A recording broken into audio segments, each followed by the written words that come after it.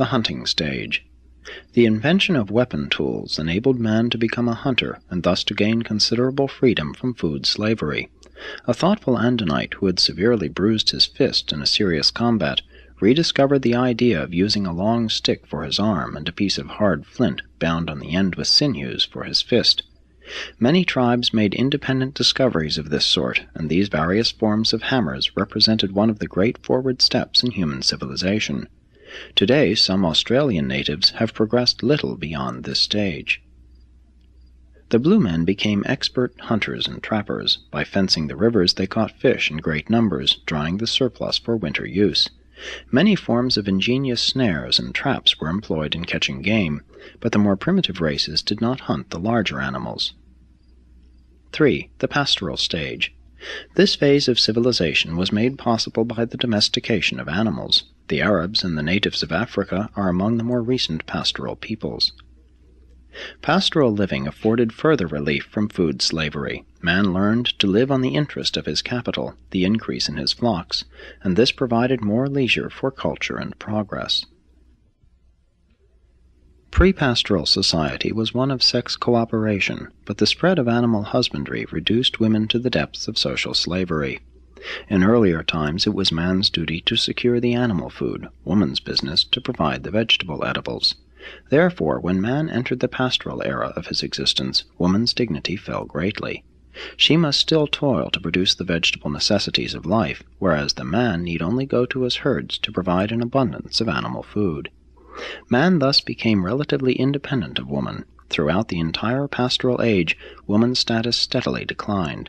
By the close of this era, she had become scarcely more than a human animal, consigned to work and to bear human offspring, much as the animals of the herd were expected to labor and bring forth young. The men of the pastoral ages had great love for their cattle, all the more pity they could not have developed a deeper affection for their wives. 4. The Agricultural Stage. This era was brought about by the domestication of plants, and it represents the highest type of material civilization. Both Caligastia and Adam endeavored to teach horticulture and agriculture. Adam and Eve were gardeners, not shepherds, and gardening was an advanced culture in those days. The growing of plants exerts an ennobling influence on all races of mankind. Agriculture more than quadrupled the land-man ratio of the world. It may be combined with the pastoral pursuits of the former cultural stage. When the three stages overlap, men hunt and women till the soil. There has always been friction between the herders and the tillers of the soil. The hunter and herder were militant, warlike. The agriculturist is a more peace-loving type. Association with animals suggests struggle and force. Association with plants instills patience, quiet, and peace. Agriculture and industrialism are the activities of peace, but the weakness of both, as world social activities, is that they lack excitement and adventure. Human society has evolved from the hunting stage through that of the herders to the territorial stage of agriculture, and each stage of this progressive civilization was accompanied by less and less of nomadism. More and more man began to live at home. And now is industry supplementing agriculture, with consequently increased urbanization and multiplication of non-agricultural groups of citizenship classes. But an industrial era cannot hope to survive if its leaders fail to recognize that even the highest social developments must ever rest upon a sound agricultural basis. 6. Evolution of culture. Man is a creature of the soil, a child of nature. No matter how earnestly he may try to escape from the land, in the last reckoning he is certain to fail. Dust you are, and to dust shall you return, is literally true of all mankind. The basic struggle of man was, and is, and ever shall be, for land. The first social associations of primitive human beings were for the purpose of winning these land struggles. The land-man ratio underlies all social civilization. Man's intelligence, by means of the arts and sciences, increased the land yield. At the same time, the natural increase in offspring was somewhat brought under control, and thus was provided the sustenance and leisure to build a cultural civilization. Human society is controlled by a law which decrees that the population must vary directly in accordance with the land arts and inversely with the given standard of living. Throughout these early ages, even more than at present, the law of supply and demand as concerned men and land determined the estimated value of both. During the times of plentiful land, unoccupied territory, the need for men was great, and therefore the value of human life was much enhanced. Hence, the loss of life was more horrifying. During periods of land scarcity and associated overpopulation, human life became comparatively cheapened, so that war, famine, and pestilence were regarded with less concern. When the land yield is reduced or the population is increased, the inevitable struggle is renewed. The very worst traits of human nature are brought to the surface.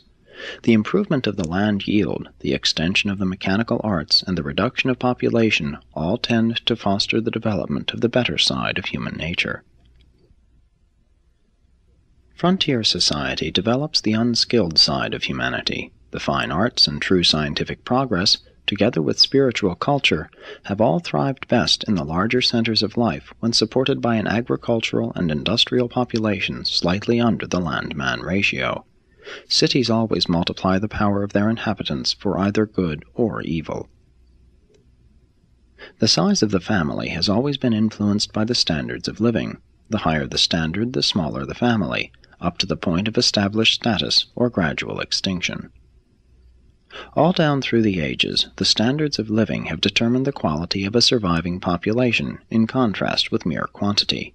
Local class standards of living give origin to new social castes, new mores. When standards of living become too complicated or too highly luxurious, they speedily become suicidal. Caste is the direct result of the high social pressure of keen competition produced by dense populations. The early races often resorted to practices designed to restrict population. All primitive tribes killed deformed and sickly children. Girl babies were frequently killed before the times of wife purchase. Children were sometimes strangled at birth, but the favorite method was exposure.